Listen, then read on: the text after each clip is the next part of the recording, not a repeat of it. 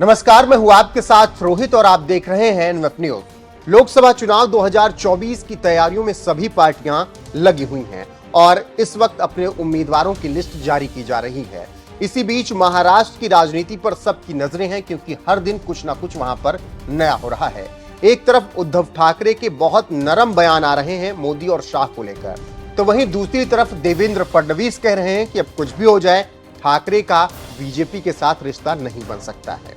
इसी बीच खबर यह भी है कि अब ठाकरे दिल्ली पहुंचे हैं और वो एनडीए के साथ आकर महाराष्ट्र में चुनाव लड़ सकते हैं। लेकिन यहां पर बात उद्धव ठाकरे की नहीं है, यहां पर बात राज ठाकरे की है। जी हां, खबर है कि राज ठाकरे एनडीए में शामिल हो सकते हैं और महाराष्ट्र में वो चुनाव एनडीए के साथ लड़ सकते हैं।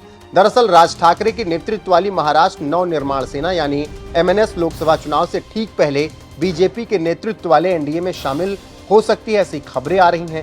कहा जा रहा है कि दोनों दलों के बीच गठबंधन पर चर्चा लगातार हो रही है और इसी वजह से मनसे प्रमुख राज ठाकरे मुंबई से दिल्ली पहुंचे और उन्होंने आगे किस तरीके से चुनाव लड़ना है इसको लेकर बात भी की है और 1 या 2 सीटों की मांग भी उन्होंने महाराष्ट्र में रखी है।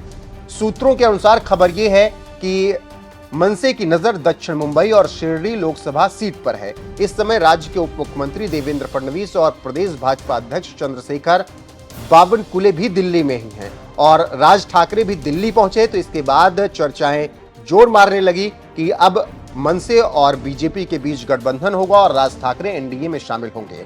बीजेपी और एमएनएस दोनों ही हिंदुत्व विचारधारा में विश्वास रखती हैं और गठबंधन के लिए कहा जा रहा है कि दोनों इस वक्त इच्छुक हैं। 2019 के लोकसभा चुनाव में राज ठाकरे ने अपने उम्मीदवार नहीं उतारे थे, लेकिन राज्य में जगह जगह जाकर बीजेपी के खिलाफ उन्होंने उस वक्त प्रचार जरूर किया था। लेकिन अब की राज ठाकरे का मन बदलता हुआ नजर आ रहा है क्योंकि उद्धव ठाकरे एनडीए के साथ नहीं है और इसीलिए राज ठाकरे अब बीजेपी के करीब आना चाहते हैं और महाराष्ट्र में वो एनडीए के साथ मिलकर चुनाव लड़ना चाहते हैं और 2 सीटों की उन्होंने मांग रखी है, ऐसा सूत्रों के हवाले से खबर है।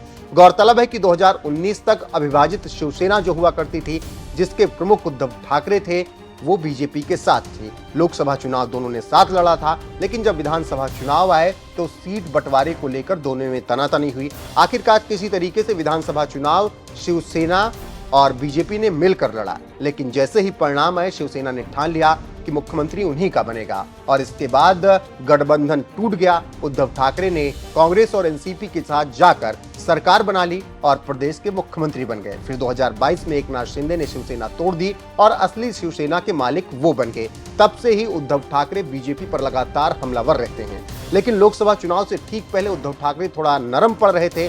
हालांकि जैसे ही देवेंद्र फडणवीस ने कहा कि अब सारे रास्ते आपके एनडीए में आने के लिए बंद हैं, उसके बाद से उद्धव ठाकरे तीखा तंज कसने लगे और यही मौका देखकर राज ठाकरे अब एनडीए के करीब आ रहे हैं और वो बातचीत फाइनल कर महाराष्ट्र में गठबंधन करना चाहते हैं और दक्षिण मुंबई और शिरडी लोकसभा सीट मांग रहे हैं, ऐसी खबरें आ रही हैं। तो देखना होगा कि क्या राज ठाकरे और बीजेपी में बात बन पाती है या फिर नहीं। क्या महाराष्ट्र में कुछ बड़ा उलटफेर आगे होने वाला है या फिर नहीं। जो भी खबरें आएंगी वो आप तक जरूर पहुंचाएंगे। फिलहाल राज ठाकरे बीजेपी के साथ चुनाव लड़ेंगे तो क्या बीजेपी को महाराष्ट्र में फायदा होगा? कमेंट करके अपनी राय हमें जरूर बताइएगा।